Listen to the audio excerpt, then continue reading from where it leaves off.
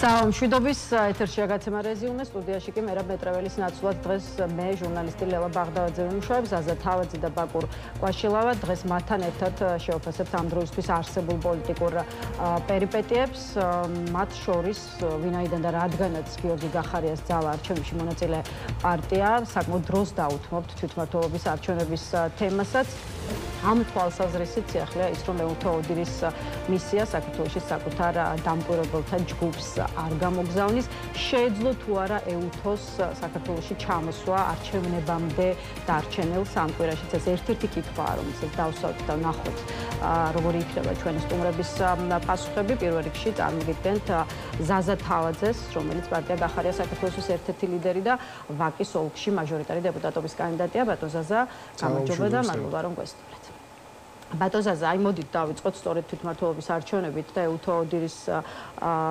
გადაწყვეტილებით 4 ოქტომბრის არჩევნებზე დაკვირვების მიზნით საქართველოში არ გამოგზავნოს საკუთარი სადამკვირვებლო მისია, როგორც ეუთო ოდირის დირექტორი ამბობს, მიზეზია ის, რომ საქართველოს ხელისუფლების მხრიდან გვიან ეტაპზე გაკეთდა მიწვევა, რაც თავის მხრივ შეუძლებელს ხდის არჩევნების ეფექტურად დაკვირვებას. აი როგორ ფიქრობთ, რატომ დააგვიანა ქართულმა ოცნებამ საერთაშორისო დამკვირვებლების დაპატიჟება და რა პასუხი გაქვთ კითხვაზე თუ კი მართლა სურდა მართლ პარტიას როგორც საარჩევნო პროცესი ისე როგორც წინა საარჩევნო პროცესი ისე უშუალოდ არჩევნების დღეს საერთაშორისო დამკვირვებლების მონიტორინგის ქვეშ ჩაევლო სად იყო აქამდე დიდი მადლობა ლელა მოწვევისთვის მივესალმები ჩვენს ტელემაყურებელს რადიო მსმენელებს რა თქმა უნდა თქვენ შეკითხვაში პასუხი ფაქტობრივად არსებობს ის რომ ეუთო ოდირის და სხვა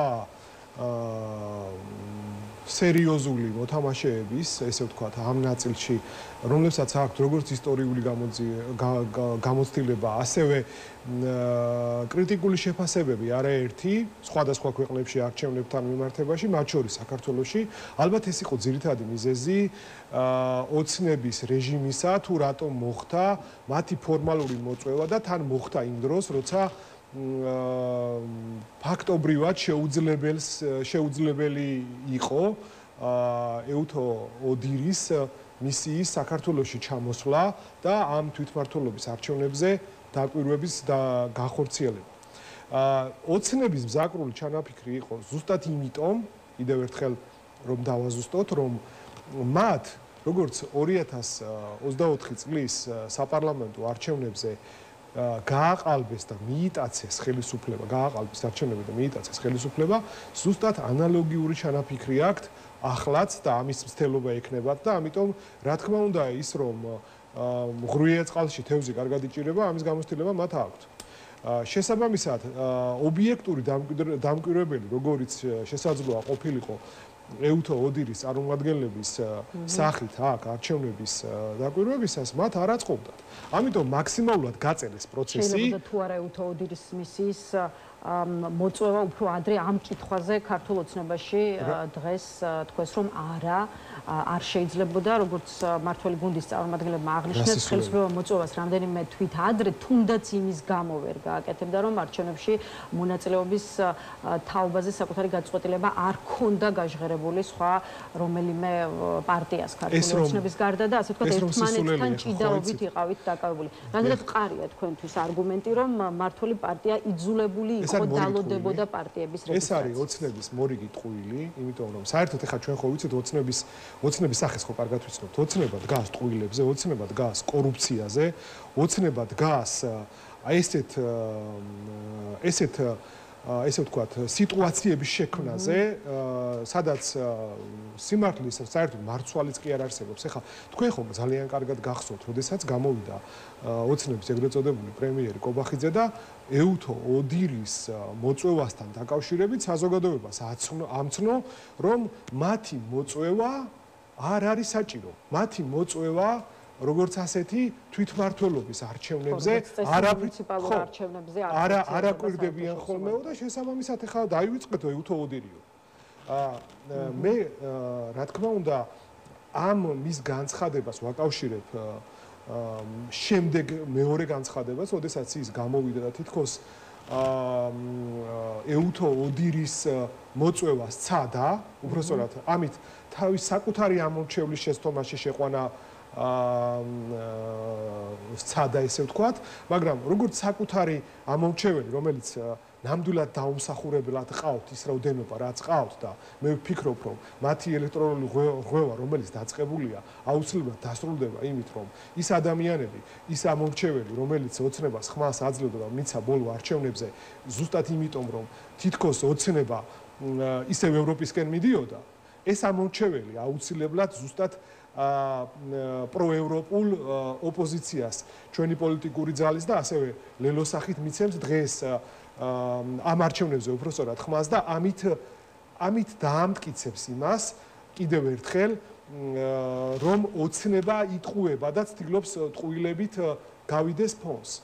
ზუსტად ეს манипуляციები იყო ოცნების მიერ მოწყობილი და ჩატარებული და ეს იყო ყველაფერი და ოცნების განცხადებები რომ манипуляცია იყო თუნდაც ეუთო ოდირის მოწვევასთან დაკავშირებით ოდირის განცხადებაც ადასტურებს ამას ცალსახად, როდესაც ისინი ამბობენ, რაც თქვენ აღნიშნეთ თქვენ შესავალ სიტყვაში, რომ ისინი არჩევნებამდე ერთ თვეც არ არის დარჩენილი, შესაბამისად ვერ შეუძლიათ სადამკვირვებლო მისიის ფიზიკურად ვერ შეძლებენ და ეს არ იცოდა კობახიძემ, რა თქმა უნდა კობახიძემ ეს იცოდა და ზუსტად მაშინ გააკეთა ეს განცხადება, რომ მოწვევასთან დაკავშირებით, როცა იცოდა რა რომ შეუძლებელი იქნებოდა ეუთო ოდირის ჩამოსვლა. ეს კი არის ეუთო ოდირის პასუხი, რაც ჩვენ ახლა კიდევ ერთხელ გავახმოვანეთ, თუმცა თავის მხრივ ქართულ ოცნებაში ფიქრობენ იმასაც, რომ ჩამოსვლაზე უარის რეალური მიზეზი არა არჩევნებამდე დარჩენილი ცოტა დრო, არამედ ისიც შეიძლება იყოს, რომ ეუთო ოდირი თავს არიდებს, ასე ვთქვათ, იმ მოსალოდნელ კრიტიკას, რომელიც მის დასკვნაზე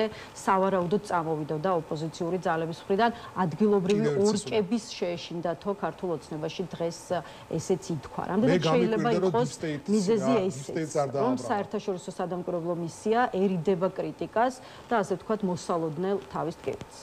მე არ მოვერიდებ კიდევ ერთ ესეთ შეფასებას, რომ ეს არის მორიგი სისულელე, იმიტომ რომ თქვენ როგორ წარმოგიდგენიათ ახლა რომ ათეულობით წლებია ეუთო ოდირი როგორც ვიცით აკვირდება სხვადასხვა არჩევნებს სხვადასხვა ქვეყნებში და ეუთო ოდირს მე მგონი არც იციან საერთოდ ეუთო ოდირის მანდატი რა არის საერთოდ რას წარმოადგენს ეს ორგანიზაცია რა არის მისი ამოცანები ეს ორგანიზაცია არის შექმნილი ერთ-ერთი მისი მანდატი არის თუნდაც ეს რომ არჩევნების დემოკრატიულობის და არჩევნების გამჭვირვალედ თავისუფლად და კონკურენტულარიან გარემოს ჩატარებასთან დაკავშირებით თავიანთ წარმომადგენლობის როგორც ძელვადიან ასევე მოკლევადიან მისიებმა დადონ დასკვნები ხო და ახლა თქვენ გონიათ რომ ან ვინმეს მოატყუებენ ახლა ისინი რომ ამ ორგანიზაციას რომელსაც მისი ფუნქციონირების ერთ-ერთი მთავარი ამოცანა არის არჩევნების შეფასება ეშინია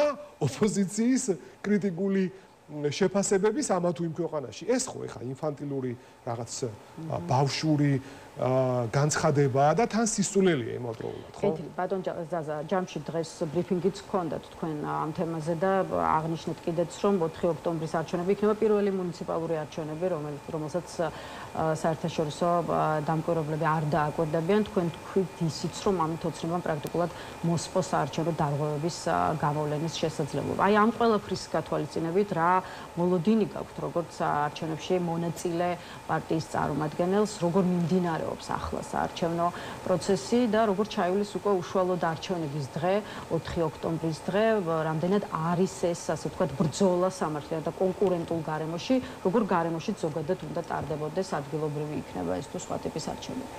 დიახ, მე დავიწყებ იმით, თქვენი შეკითხვა რამოდენიმე კომპონენტიანი იყო. მე დავიწყებ იმით, რომ ოცნებამ 2024 წლის საპარლამენტო არჩევნების შემდეგ რა საარჩევნო გარემოც იყო, თქვენც ეს ძალიან კარგად მოეხსენება და საზოგადოებას ის კიდევ უფრო გაუარესა თავისი ეს ერთდღიანი კანონების მიღებით და კიდევ უფრო მეტად მოირგო საკუთარ თავზე. იმისათვის რომ ეს ადგილობრივ დონეზეც მიიტაცოს ხელისუფლება. ასე რომ ჩვენ როდესაც შევდიოდით ამ ბრძოლაში, რასაც თვითმმართველობის არჩევნებში მონაწილეობა ქვია ჩვენი პოლიტიკური ძალის და ასევე ლელოს კოალიციის ჩვენ რა თქმა უნდა ამ ორმა პოლიტიკურმა ძალამ ძალიან კარგად ვიცოდით რომ ეს საარჩევნო გარემო იყო გაუარესებული კიდევ უფრო მეტად და იყო შექმნილია ისეთი გარემო სადაც ბევრი ფაქტორი თავისი ადმინისტრაციული რესურსის ჩათვლით და ასევე ძალიან მნიშვნელოვანია რა თქვენი შეკითხვაც ამას მოიცავდა საერთოდ გამოვლენა დარღვევების გამოვლენა როგორც ასეთი ამის ბერკეტები საერთოდ მოშალა და წაშალა ოცნება. ამ თავისი ეგრეთ წოდებული ერთდღიანი კანონების მიხედვით. შესაბამისად, ჩემ ბრიფინგში, რომელიც თქვენ ახლა ციტატა წაიკითხეთ იქედან, ოცნებას ეუთო ოდირის ჩამოსვლის შემთხვევაშიც ოცნებას უკვე წინასწარვე ამ ცვლილებებით, ამ საკანონმდებლო ცვლილებებით გაფუჭებული ქონდა ის ბერკეტები და ის მექანიზმები და ფაქტობრივად გაუქმებული ქონდა, რითაც დამკვირვებელს, როგორც საერთაშორისოს, ასევე ადგილობრივს, მიეცემოდა საშუალება სხვადასხვა დარღვევების გამოვლენის.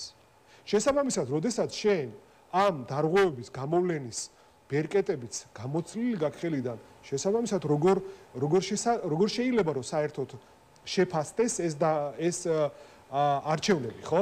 მით უფრო ბატონ ზაზა, მაშინ კიდევ უფრო აქტუალური ხდება კითხვა, რისი იმედი გაქვთ, რისი იმედი გქონდათ თავიდანვე და ჩვენი ამორჩევლის ქართველი ხალხის, ჩვენი თანამოქალაქეების იმედი გვაქვს წარმომადგენელი ავრცელებს ინფორმაციას სად ვერ მოახერხა გახარიას პარტიამ და ლელომ კანდიდატების წარდგენა 28 მუნიციპალიტეტი დაგითვალეს ოპოზიციურმა ძალებმა გურჯაანი, საგარეჯო, დედოფლისწყარო, ლაგოდეხი, ყვარელი, თიანეთი, გარდაბანი, დვანისი, წალკა, თეთრიწყალო, ახალციხე, ადგენი, ასპინძა, ახალქალაქი, ნინოწმინდა, ოუნი, ამბროლავრი, ცაგერი, ლენტეხი, მესტია, საჩხერე, ბაღდათი, ვანი, ტყიბული, აბაშა, მარტვილი, ფოთი და ჯამში 28 მუნიციპალიტეტი კოალიცია ცვლილებისთვის წარმომადგენელი წერს პოსტს. და რით ვერ დაანებეს ამის თავაზე Facebook-ი და ოპოზიციის ოპოზიციონერებს რით ვერ დაანებეს.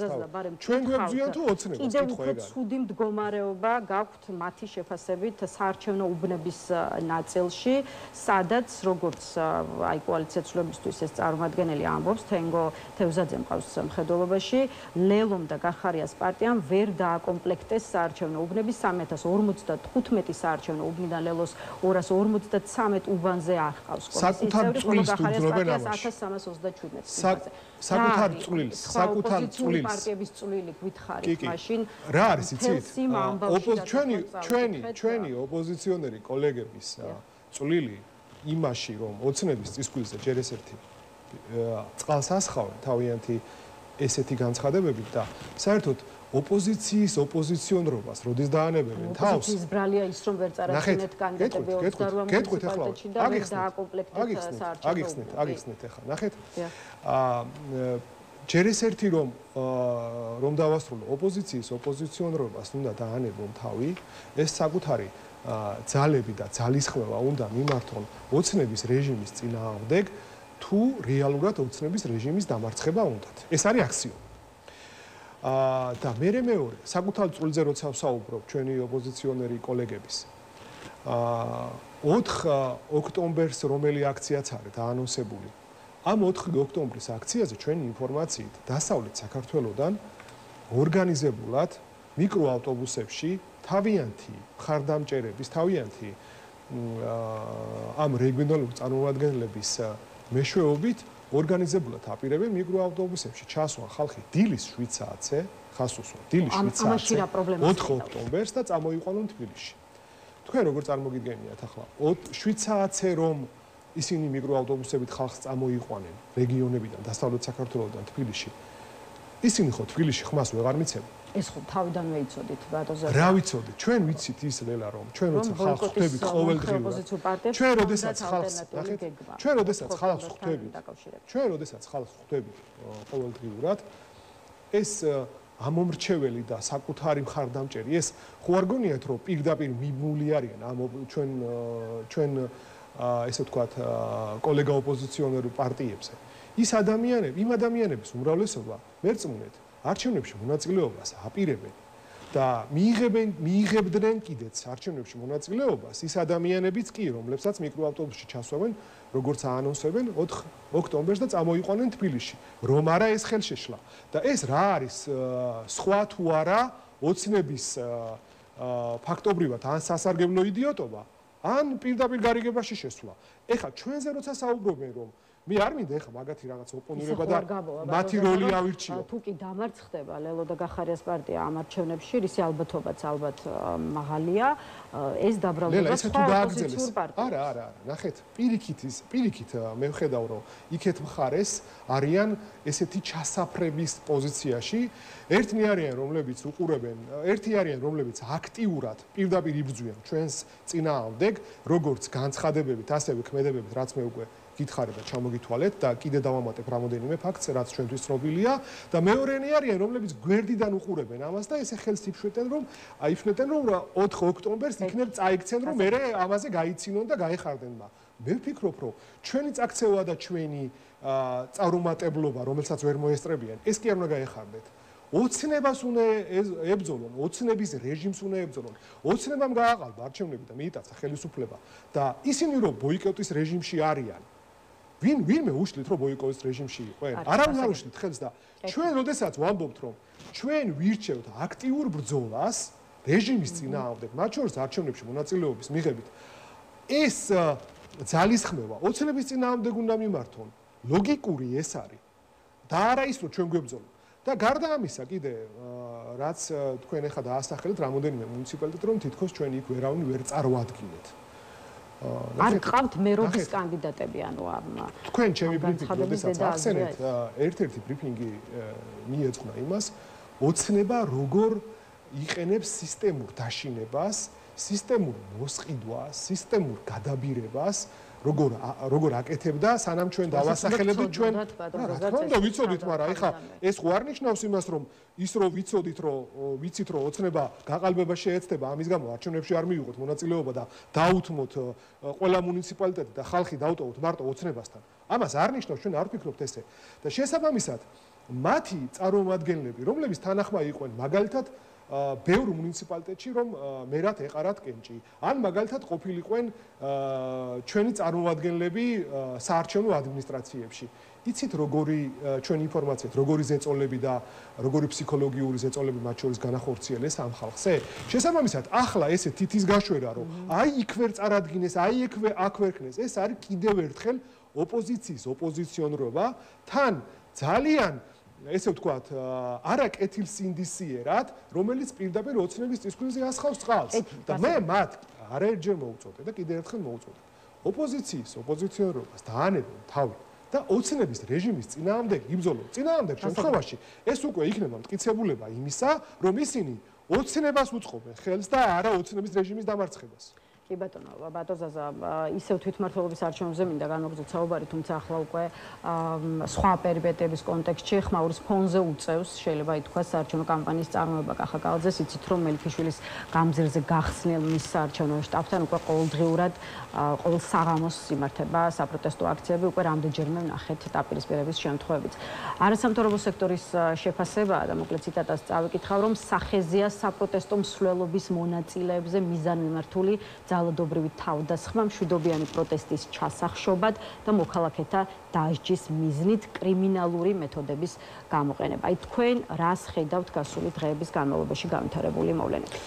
სრულად ვიზიარებ ამ განცხადებას, მეცაც გეტყვით, როდესაც იქ საზოგადოების უმრავლესობამ ეს დაინახა და ზუსტად ეს რეაქცია ჰქონდა, რასაც ახლა მე გეტყვით, რომ ოცნების ეგრეთ წოდებული ტიტუშკების მიერ წინასწარ ორგანიზებული ეს დაპირისპირება განხორციელდა თბილისის მერობის ერთ-ერთ კანდიდატთან, უბრალოდ ოცნების კანდიდატთან. ისე რომ მე ეს გამოყენებული ყოფილიყო ჩვენს წინააღმდეგ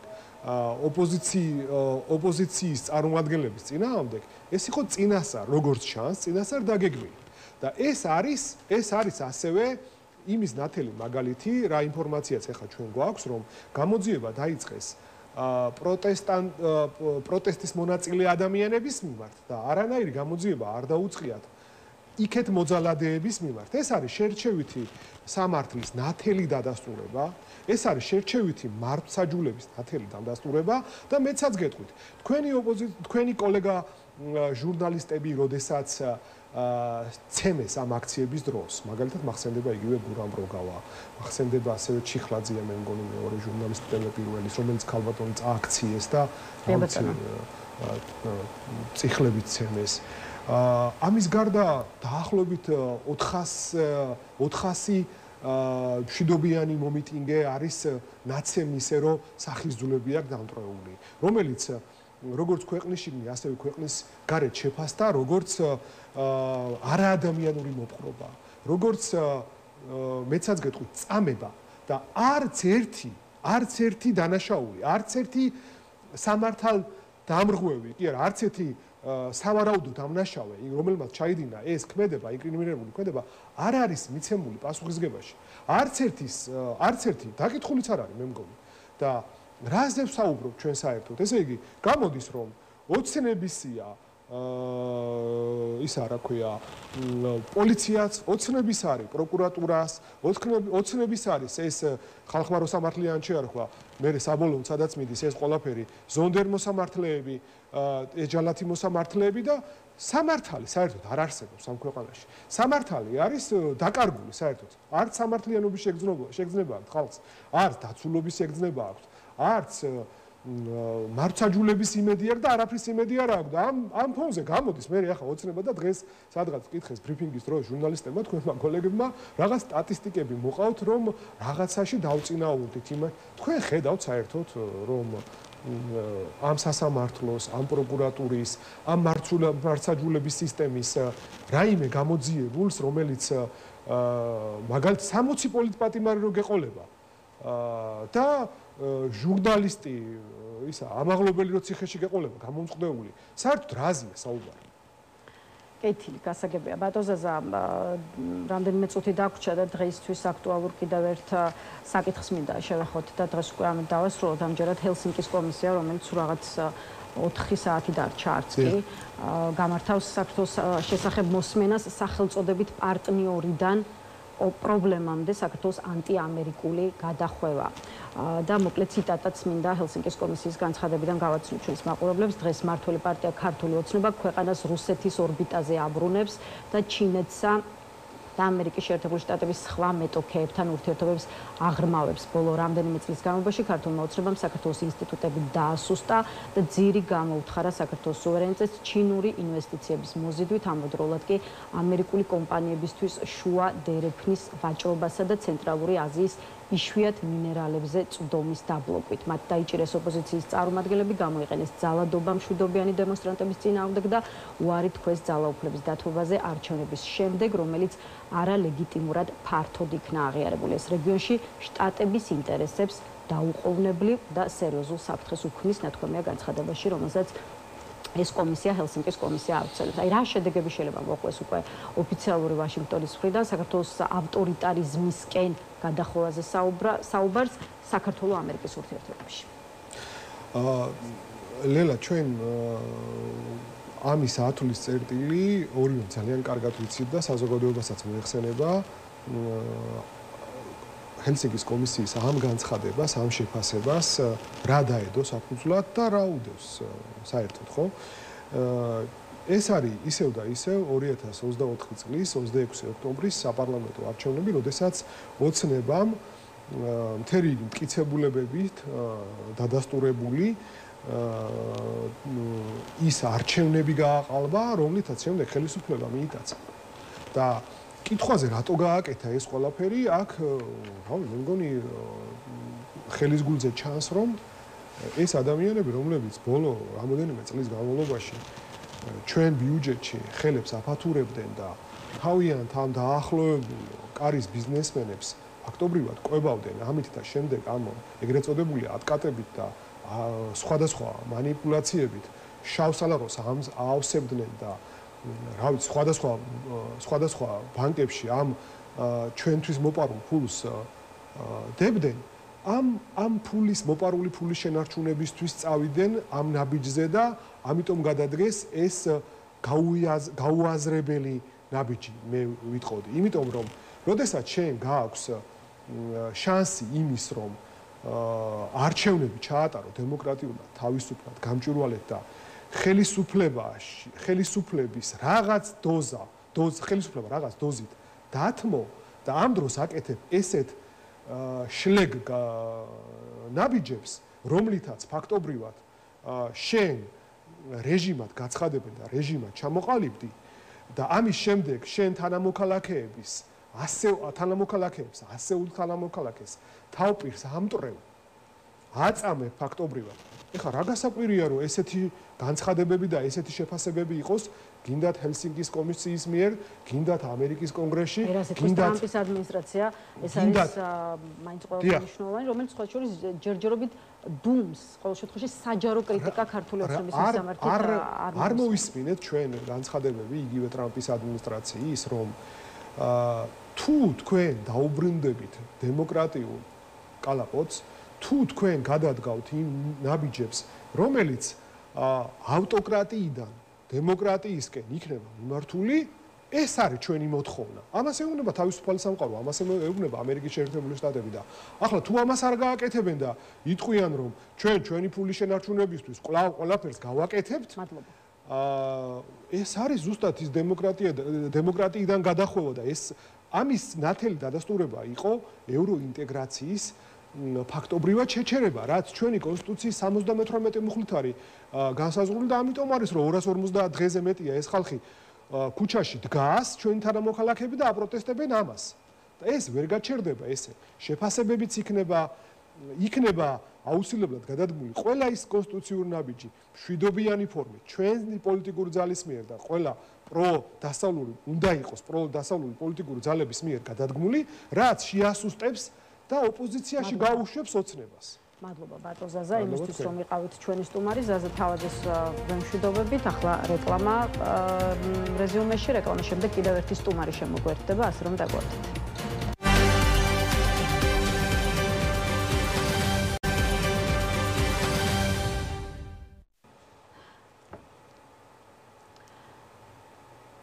მაშასე რეკლამის შემდეგ გაცემა რეზიუმე ბრუნდება პირდაპირ ეთერში. გვერდდება ჩვენი კიდევ ერთი სტუმარი, ამჯერად პარტია თავისუფლების მოედნის გენერალური მდივანი ბაკურ კვაშილავაა ჩვენთან ერთად. გამარჯობა ბატონ ბაკურ და მადლობა რომ შემოგვერთდით. გამარჯობა, პირიქით დიდი მადლობა მოწვევისთვის. ბატონ ბაკურ, რამდენიმე საათში თბილისის დროით 22 საათსა და 30 წუთზე უნდა დაიწყოს ჰელსინკის კომისიაში საქართველოს საკითხის მოსმენა, ანუ ცოტა ხანში, როგორც პოლიტიკური სპექტრის, ისე მედიის ყურადღება ამერიკის შეერთებული შტატებისკენ იქნება მეპყრობილი, ამიტომ მოდით ამ თემაზე საუბრით დავიწყოთ. პარტნიორიდან პრობლემამდე საქართველოს ანტიამერიკული გადახვევა, აი ასე დაასათაურა თვითონ ჰელსინკის კომისიამ საქართველოს შესახებ საკითხი. რა განწყობა ჩანს ამ სახელწოდებაში და მეორე მხრივ უფრო მეტი მინდა მაყურებლებს უთხრათ უშუალოდ ამ კომისიის შესახებ. რამდენად წონიანია ჰელსინკის კომისია და რა ვიცით მის შესახებ გარდა იმისა, რომ ამერიკის შეერთებული შტატების სხვადასხვა ინსტიტუტის წარმომადგენელია იქ წარმოდგენილი, გარდა იმისა, რომ მათი წევრები არიან კონგრესისა და სენატის წარმომადგენლები. ეს უმნიშვნელოვანესი კომისიაა თვითონ სახელწოდებიდანაც გამომდინარე, რომელიც ყურადღებას აქცევს დემოკრატიას მთელ მსოფლიოში. გახსოვთ ალბათ, რომ ჰელსინკის შეთანხმება იყო ისეთი შეთანხმება, რომელსაც საბჭოთა კავშირმაც კი მოაწერა ხელი, ეს იყო დაახლოებით 1977 წელი, რომლითაც ყველა ქვეყანამ აღიარა ადამიანის ძირითადი უფლებები და მათი პატივისცემის აუცილებლობა. რამაც შემდგომში საფუძველი ჩაუყარა კიდეც ეროვნულ მოძრაობებს, რომელსაც დისიდენტებს ეძახოდნენ, აი ვაცლავ ჰაველის, ზვიად გამსახურდია, პოლონეთის პრეზიდენტის შემდგომში ლეხ ვალესა. აი ეს ყველა ეს ადამიანები იყვნენ, რომლებიც მე ვიტყოდი, რომ შთაგონებული იყვნენ ამ შეთანხმებით, იმიტომ რომ ეს შეთანხმება ავალდებულებდა ისეთ ავტორიტარულ სახელმწიფოს, როგორც საბჭოთა კავშირი იყო და მისი სატელიტები, რომ ფორმალურად მაინც პატივი ეცათ ადამიანის თავისუფლებებისთვის. და შემდგომ ეს გაგრძელდა, ბუნებრივია და ახლა სწორედ ეს კომისია არის ერთ-ერთი მთავარი ამერიკის შეერთებულ შტატებში, რომელიც ყურადღებას აქცევს იმას, რომ მთელ მსოფლიოში და განსაკუთრებით კი ისეთ ქვეყნებში, სადაც ხალხი თავისუფლებისთვის იბრძვის, ამ თავისუფლებას ჰქონდეს მაქსიმალური მხარდაჭერა. ახლა რაც შეეხება იმას, რომ როგორ გადაიქცა საქართველოს ისეთი ქვეყნიდან, რომელიც ჯერ იყო პარტნიორი, მერე მეგობარი ქვეყანა და ერთი პერიოდი, აი მე მახსოვს, როდესაც მაიკ პომპეო სხვადასხვა ქართული ოცნების მმართველობის პერიოდში ჩამოვიდა საქართველოში, მან თქვა, რომ საქართველო ჩვენი მეგობარი ქვეყანაა და უნდა გადავდგათ ნაბიჯი, რომ ის უკვე გახდეს ჩვენი მოკავშირე. აი ესე ახლოს ვიყავით ამერიკასთან, მაგრამ დღეს უკვე ფაქტიურად საქართველო გამოდის, რომ არის იმ ღერძის, ბოროტების ღერძის მეგობარი, რომელიც არის რუსეთი, ჩინეთი და ირანი, ამერიკის მთავარი გამოწვევა. ეხლა ნახეთ, დიახ, დავასრულებთ იცი რა და ვიტყოდი, რომ აი თუ გახსოვთ, როდესაც ქართული ოცნება მოვიდა ხელისუფლებაში და მას ეკითხებოდნენ, რომ აი როგორ შეცვლით ურთიერთობას რუსეთთან, ხომ? როგორ გამოასწორებთ იმ დაძაბულობას, რომელიც რუსეთთან არსებობს? მათ თქვეს, რომ ეს იქნებოდა რიტორიკის ცვლილებით. ჩვენ შევცვლით რიტორიკას რუსეთთან მიმართებაში, ეს არ იქნებოდა თქვათ კონფრონტაციული, ჩვენ შევეცდებით, რომ ამით დავიწყოთ ურთიერთობების დაალაგება. ამერიკის შეერთებულ შტატებთან ქართულმა ოცნებამ, გარდა იმისა, რომ მე ქმედებები ჩაიდინა ისეთი, რომელიც წინააღმდეგია ამ ქვეყნის ეროვნული ინტერესების, რიტორიკა შეცვალა დიამეტრალურად და ვერ გაურკვევია რა სახელი უწოდოს ამერიკის შეერთებულ შტატებს, როდესაც არ მოსწონს პრეზიდენტ ტრამპის განცხადებები, უწოდებს მას deep states, როდესაც მოსწონს ამბობს, რომ თურმე deep states-ზე იმარჯვებს და რაღაც აი ბიბლიურ ბრძოლაში გადაზარდა ისეთი რამ, რასაც პოლიტიკა ქვია. კეთილი, ბატონ ბაკურ, ისევ ჰელსინკის კომისიასთან მიმართებაში ჩაგიკითხებით, ხო, როგორც ვიცით, მის შეფასებებს გაწყვეტილებებს სარეკომენდაციო ხასიათი აქვს. ხო, თუმცა რიგი ექსპერტის მხრიდან გვესმის განცხადებები, რომ აი ჰელსინკის კომისიის გადაწყვეტილება ტრამპის ადმინისტრაციისთვის არის გზავნილი შეტყობინება სერიოზული ამერიკელებისგან, ამიტომ შეუძლებელია, რომ ჰელსინკის კომისიის რეკომენდაციები ტრამპის ადმინისტრაციამ გაატაროს. თქვენ როგორ უყურებთ ამ საკითხს? ჰელსინკის კომისია კი არის მწვავე და კრიტიკული ქართული ოცნების მიმართ, თუმცა ეს რამდენად ნიშნავს იმას, რომ ავტომატურად კრიტიკული და მწვავე იქნება ტრამპის ადმინისტრაცია. ეცით რა, ამ შემთხვევაში ნიშნავს, იმიტომ რომ არანაირი ნიშანი არ არსებობს იმისა, რომ პრეზიდენტ ტრამპს აქვს განსხვავებული მოსაზრებები ქართული ოცნების შესახებ. არც ერთ მის განცხადებაში, არც ერთი მისი თანაშემწის, თანამებრძოლის, მე ვიტყოდი, განცხადებაში არ ჩანს, რომ ისინი რამენაირად იზიარებენ ქართული ოცნების შეხედულებებს იმის თაობაზე თუ როგორი უნდა იყოს მთავრობა და როგორი უნდა იყოს მისი ქვეშევრდომი და არა მოქალაქე. ხო, ანუ ის როგორც იქცევა ქართული ოცნება, არც ერთ განცხადებაში არ ჩანს თუ აი კიმბერლის არ ჩავთვლით, ხო? ასეთ ფიგურას, რომელსაც პრაქტიკულად არანაირი გავლენა არ აქვს, რამდენადაც ჩვენთვის ცნობილია.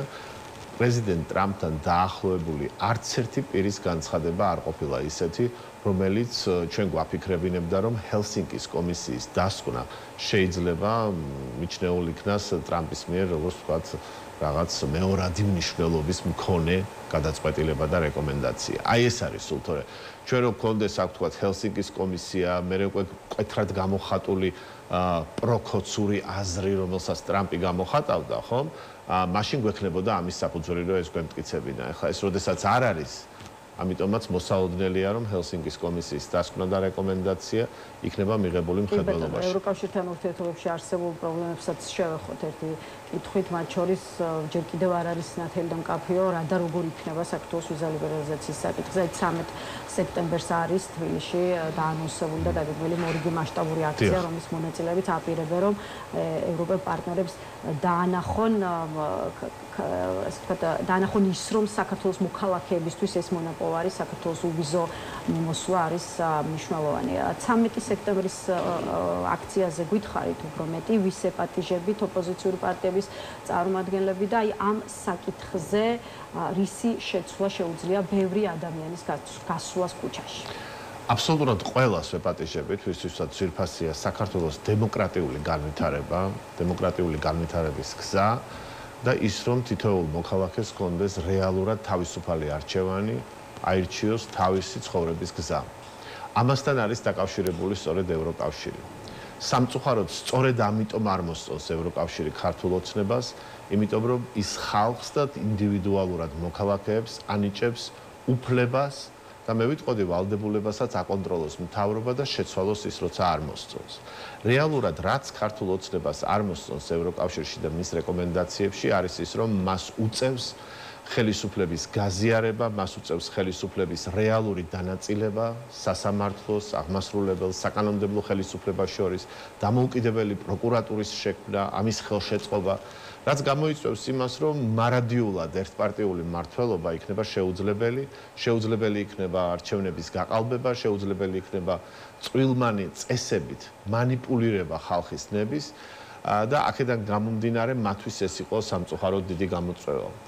ეხლა მეორეს მხრივ რომ შევხედოთ და მე მინდა სწორედ იმ მაყურებელს მივმართო, რომელიც ჯერ კიდევ შეიძლება თვლიდეს, რომ ქართულმა ოცნებამ მიაღწია მაგალითად კანდიდატის სტატუსი, იმიტომ რომ მე მოვისმინე პრემიერ-მინისტრის განცხადება დაახლოებით 2 კვირის წინ, თუმცა ხშირად იმეორებს ამას, რომ ჩვენი დაუღალავი შრომით ჩვენ მივაღწიეთ კანდიდატის სტატუსს. ამ დროს კანდიდატის სტატუსი ეს არ არის უნარჩვევების გამოცდა, ხო? ეს არის რომელსაც ევროკავშირი ანიჭებს იმ ქვეყანას, რომელსაც ჩათვლის, რომ იზიარებს მის ღირებულებებს და მინდა გავიხსენო, რომ ევროპარლამენტის განცხადებაში, სადაც საქართველოს ანიჭებენ კანდიდატის სტატუსს, არის ნათლად ნათქვამი, რომ ეს არის სტატუსი, რომელიც მიენიჭა საქართველოს ქართველი ხალხის ურყევი ნების გამოხატულების გამო მიუხედავად იმისა, პირდაპირ წერია, მიუხედავად იმისა, რომ საქართველოს მთავრობამ 12 რეკომენდაციიდან არ გადადგა ნაბიჯები, რომ შეესრულებინა რომელიმე მაინც. შეიძლება იყოს ქართველი ხალხის რეაქცია თუ კი ეს გაწყვეტილება შეიცვლება ევროკავშირისა და ვიზა ლიბერალიზაციის მიმართ საზოგადოების დამოკიდებულების შესასწავლად სამოქალაქო საზოგადოების ფონდის დაკვეთით და ევროკავშირის ფინანსური ხარდაჭერით ჩატარდა მოსახლეობის სატელეფონო გამოკითხვა და ერთი კითხვის დასმა ამაზეც მინდა კვლევის თანახმად გამოკითხულთა უმრავლესობა 78% მიიჩნევს, რომ ევროკავშირთან უვიზო მიმოსვლის შეჩერება საზიანო იქნება საქართველოს მოქალაქეებისთვის და აქვე გამოკითხულთა ნახევარზე მეტი 51% პასუხისმგებლობას ქართულ ოცნებას და ბიძინა ივანიშვილს აკისრებს თუ კი უვიზო რეჟიმის შეჩერების გაწყვეტილებამდე მივალთ. აი როგორ ფიქრობთ, რა იქნება რეაქცია თუ კი ღმერთმა უკნას და მაინც ეს გაწყვეტილება დადგება და რამდენად ელოდებით მოქალაქეების ისეთ გაბრაზებას, რომ ამას სერიოზული პოლიტიკური ასე ვთქვათ ცვლილებები მოხდეს. იცით რა, დღეს ქართული ოცნების რეიტინგი ისედაც კატასტროფულად დაბალია სინამდვილეში, მიუხედავად იმისა, რომ რას გვიჩვენებს ალბათ გორბის გამოკითხვა, მე მოუთმელად ველოდები, რომ აჩვენებს, რომ ალბათ 70% უჭერს მხარს ქართულ ოცნებას. დაახლოებით შევარდნაძის დროსაც იყო ხოლმე ესეთი გამოკითხვები და ესეთ შედეგებს დებდნენ ის კომპანიები, რომლებიც დაქირავებული არიან მმართველი პარტიის მიერ, მაგრამ რეალურად რაც იგრძნობა ქუჩაში, რაც იგრძნობოდა მაგალითად გუშინ, ხომ, მელიქიშვილის გამზირზე, ფაქტია, რომ ქართული ოცნების რეიტინგი არის ძალზე დაბალი და ამ გამოკითხვებში ნათლად ჩანს, რომ ის მიაღწევს კიდევ უფრო დაბალ ნიშნულს. ფაქტია, რომ საქართველოსთვის, მისი მოსახლეობის უდიდესი ნაწილისთვის ევროკავშირთან ურთიერთობას, ვიზა ლიბერალიზაციას და უვიზო მიმოსვლას აქვს ძალიან დიდი მნიშვნელობა. ჩვენ გავაკეთეთ რამდენიმე გამოკითხვა, მათ შორის სპეციფიურად იმ ჯგუფებისთვის, რომელიც ქართულ ოცნებას უჭერდა მხარს და მათი უმრავლესობაც კი თვლიდა, რომ ევროკავშირი არის უკეთესი ვიდრე ალტერნატივა და ალტერნატივად მოიაზრებოდა, რა თქმა უნდა, რუსეთი, მოიაზრებოდა ჩინეთის, ჩინეთი უფრო, რა თქმა უნდა, შორეული პერსპექტივა იყო, მაგრამ ყველა ამბობდა, რომ მიუხედავად იმ უამრავი უარყოფითი მხარისა, მათი აზრით, ბუნებრივია, რაც ევროკავშირს გააჩნია, ხომ? ევროკავშირი მაინც არის საუკეთესო არჩევანი, იმიტომ რომ ამ ხალხს მიუხედავად ამ პროპაგანდისტული მანქანის დაუღალავი მუშაობისა, მაინც ესმის იმას, რომ არიან ქვეყნები, როგორც არის პოლონეთი, იგივე უნგრეთი, იგივე კიდევ ბევრი სხვა ქვეყანა, რომელიც ნაკლებად პოლონელი და ნაკლებად უნგრელი არ გამხდარა იმის შემდეგ, რაც ევროკავშირის წევრი გახდა, სამწუხაროდ ჩვენი მოსახლეობის დიდი ნაწილი, ხალხის დიდი ნაწილი, ოჯახში ერთი ადამიანი მაინც არის, რომელიც ევროპაში ან მუშაობს, ან ყოფილა და მათი ისტორიები არ ემთხვევა იმას, რასაც ქართული ოცნება და მისი პროპაგანდისტები ქადაგებენ. ამიტომ ევროკავშირის, მე ვიტყოდი, იმიჯი მაინც დადებითად რჩება, ის რჩება შემოსავლების უმნიშვნელოვანეს წყაროდ და ყველას ესმის, რომ დღეს თუ კი ვინმემ დააზიანა ეს ურთიერთობები, ეს არის ქართული ოცნება და ეს არის ბრალდებები ისმის ევროპელი პარტნიორების მისამართით ლამის ყოველდღიურად, აი თქვენ მელიქიშვილის გამზირზე კახაკალაძის საარჩევნო შტაბთან განვითარებული მოვლენები ახსენეთ და მოისმენთ მმართველი პარტიის წარმომადგენელთა შეფასებებს, რომლებიც აი ამ ყველაფერში გარეთ ძალების ინტერესს ხედავენ, გარედან დაფინანსებულ ტიტუშკებს და აკაცუკებს უწოდებენ მომიტინგეებს და ბარემ შალვა პაპუაშვილის განცხადებიდან მოკლე ამონარიდიც გავაცნოთ ჩვენს მაყურებლებს და მსმენელებს. საარჩევნო შტაბზე ნაცი ტიტუშკების თავდასხმები არჩევნებში გარეთ ჩარევის აშკარა მაგალითია, ამბობს შალვა პაპუაშვილი, რომელიც ევროკავშირისგან ითხოვს ამ ყველაფერთან დაკავშირებით განმარტებას. რამდენად უნდა ვეძებოთ ახალგაზრდების ხმაურში და იმ აქციებში, რომელსაც ყოველდღიურად ხედავთ ბოლო დღეების განმავლობაში, განსაკუთრებით მელიქიშვილის გამზირზე, კვალი ევროპელ პარტნიორებში. იცი რა, მე ვფიქრობ, რომ ჩვენ არ უნდა ვეძებოთ, ამას დაუღალავად შეეცდება გააკეთოს იმედი და პოზიტივი, რომც არ იყოს რაღაცას აღმოაჩენს ალბათ, მაგრამ მე ამ მოვლენებზე უფრო აი რაც მომხვდა ყველაზე მეტად ცუდად იყო კახაკალაძის განცხადება, რომელსაც ისევ სურს რომ ამ ქალაქის მერი გახდეს, რომელმაც თქვა რომ აი ქაოს თუ ვინმე დაარტყა, მას ქალი არ დაუნახავს, ეს არის რაღაც სხვა ჯიშის ადამიანები.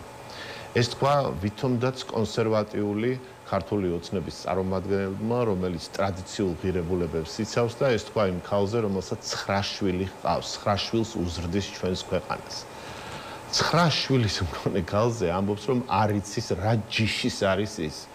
გამოდის, რომ ქართული ოცნებისთვის ადამიანად ითვლება ის, ვისაც 41 აწერია. ანუ ის ხალხი, რომელიც ამ 41 მაისურებს სახეზე იფარებდნენ შიგნით შტაბში და ასე დარბოდნენ იმის სახის გამოჩენაც კი ერიდებოდათ. მხოლოდ ის ყოფილა ადამიანი, რომელსაც 41 ნომერი აქვს, თორემ არც ქალი ხარ და არც კაცი ხარ, თუ კი გაბედე და აკრიტიკებ კალაძეს, თუ კი გაბედე და ამბობ რომ ქალაქში, სადაც უამრავი ღარიბი ადამიანი ცხოვრობს, არის პროექტი, რომელიც თუმე მილიარდიან სტადიონს აშენებს. ეს სამარცხვინოა, ახლა ეს არის როგორი რაღაცაა, იცით, აი ანაბანა კორუფციის არის, რომ თუ გინდა რომ ხელი მოითბო, უნდა გააკეთო მეგაპროექტი. მეგაპროექტში უფრო მერწს ტეხავ. იმის მაგივრად რომ ქალაქში, რომელსაც პრეტენზია აქვს, რომ ევროპული ქალაქი იყოს, ხო? მაინც აქვს ეს პრეტენზია. ტროტუარზე ესე ვერ გაივლი, რომ არ წაიქცე. ამის მაგივრად მიდის და სადღაც გარეუბანში მილიარდიან პროექტს აკეთებს და ყველა ტაშს უკრავს და ამბობს, რომ აი ეს არის ოცნების ქალაქი და განვითარება მეტი, ხო? და ამ დროს საკუთარ მოქალაქეს ეძახის, რომ სხვა ჯიშის არის. იმ ადამიანს, რომელიც 9 შვილს უზრდის თავის სამშობლოს. ეს არის აი როგორი ის არის, იცით, რომ აი ვერაფერს ვეღარ ხედავენ, უკვე იმდენად გაეთიშნენ რეალობას, იმდენად არიან მოწამლული, უაზროდ და უსამართლოდ ნაშოვნი ქონებით, რომ არ იციან რა თქვა და როგორ გაამართლონ მათი სრულიად დაუმსახურებელი და ქვეყნისთვის საზიანო ხელისუფლებაში ყოფნა. ბატონო, რადგან გარკვეულწილად კახაკალაძის ასე ვთქვათ საარჩევნო კამპანიას შევეხეთ, თვითმმართველობის არჩევნებზეც დავსვათ ერთი კითხვა, მიუხედავად იმისა, რომ თქვენი პარტია მუნიციპალურ არჩევნებში არ მონაწილეობს, აი ეუთო ოდირის მისიამ უპასუხა უარით ქართული ოცნების მოპატიჟებას და ამაზე გაგვიზიარეთ თქვენი პოზიცია. ოდირი ვერ შეძლებს საარჩევნო სადამკვირვებლო მისიის გამოგზავნას, რადგან დრო არის ძალიან ცოტაო, სადამკვირვებლო ორგანიზაციის პასუხი, თუმცა მინდა რომ შევხედოთ რას ამბობენ მართლ პარტიაშიც, ქართულ ოცნებაში ფიქრობენ, რომ ეუთო ოდირი მოერიდა იმ აგრესიული ჯგუფების მხრიდან მოსალოდნელ კრიტიკას, რომელთა წინა საარჩევნო პროცესში ჩართულობის და აქტივობის შეფასებაც ეუთო ოდირს საკუთარ დასკვნაში უარყოფით კონტექსტში აუცილებლად მოუწევდა. აი თქვენ რას ფიქრობთ ამ ამბავზე? რა გგონიათ რეალური მიზეზი იმის, რომ საერთაშორისო სადამკვირვებლო მისიამ საქართველოში საკუთარი წარმომადგენლების გამოგზავნაზე უარი თქვა. ის რომ ზუსტად ის რაც ითქვა, ანუ ძალიან გვიან გაუგზავნეს. აკლები დრო რომ ძალიან გვიან გაუგზავნეს ეს თხოვნა და მე მგონი ყველაზე ოპტიმალური პასუხი გასცა ოდირმა, იმიტომ რომ მე ვფიქრობ, რომ ეს მოთხოვნა რომ გაგზავნილიყო დათქმულ ვადებში, ხო, სარეკომენდაციო ვადებში, პასუხი მაინც უარყოფითი იქნებოდა. რატომ? იმიტომ რომ დღეს ჩვენ გვაქვს ესეთი უპრეცედენტო მდგომარეობა დაწყებული 94 წლიდან ჩვენ არ ვყოლია ესეთი საპარლამენტო არჩევნები, რომელიც არ არის აღიარებული მსოფლიოს ცივილიზებული სამყაროს მიერ. არ არის საუბარი ბელარუსზე და რუსეთზე და ავტორიტარულ ქვეყნებზე, ხო? ცივილიზებული სამყარო ამ არჩევნებს, საპარლამენტო არჩევნებს არ აღიარებს. ამიტომ ოდირი მაინც ვერ შეძლებდა აქ ჩემი აზრით გამოგზავნა სადამკვირვებლო მისიის, მით უმეტეს იმის გათვალისწინებით, რომ ძალიან დიდი ნაწილი ოპოზიციის არ ღებულობს ამ არჩევნებში მონაწილეობას და მიიჩნევს, რომ ეს არჩევნები უბრალოდ ცდელობა, უბადრუკი ცდელობა ქართული ოცნებისა. ოდირის მისიამ სწორედ ჯობია, უფრო დიპლომატიურია, ხო? დიახ. რატომ გააკეთა პროის ფაქტორზე? აი შეხედეთ, ეუთო და ოდირი ისეთი ორგანიზაციის წარმომადგენელია, რომლის რიგებში საბჭოთა კავშირი შედიოდა თავის დროს. ანუ ეს არ არის მთლიანად დემოკრატიული ქვეყნებისგან შემდგარი ორგანიზაცია. მას სჭირდება, რომ მის რიგებში იყვნენ ყველა ფორმის ქვეყნები, იმიტომ რომ რაღაც გავლენა მაინც მოახდინოს ამ ქვეყანაში არსებულ სიტუაციაზე და რაღაც დონეზე მაინც უზრუნველყოს ადამიანის უფლებების დაცვა. ამიტომ კონფრონტაციული განცხადება არ იყო საჭირო, იმიტომ რომ ფაქტის ახეზე იყო ამ შემთხვევაში და შეეძლოთ ეთქვათ, რომ უბრალოდ თქვენ დააგვიანეთ ამ განცხადების შემოტანა. მაგრამ მე ვფიქრობ, რომ განცხადება დროზეც რომ ყოფილიყო შემოტანილი, იმდენად არალეგიტიმურია დღევანდელი საქართველოს მთავრობა, რომ პასუხი მაინც უარყოფითი იქნებოდა. კეთილი, მადლობა ბატონ ბაკურ, საკუთარი შეხედულებების გაზიარებისთვის დაგემშვიდობებით ბაკურ ყვაშილავა პასუხობდა ჩვენს კითხვებს, გადაცემა რეზიუმე ამით დასრულებულია. მე დაგემშვიდობებით ხვალიდან კი მირაბ მეტრეველი გადავიდა.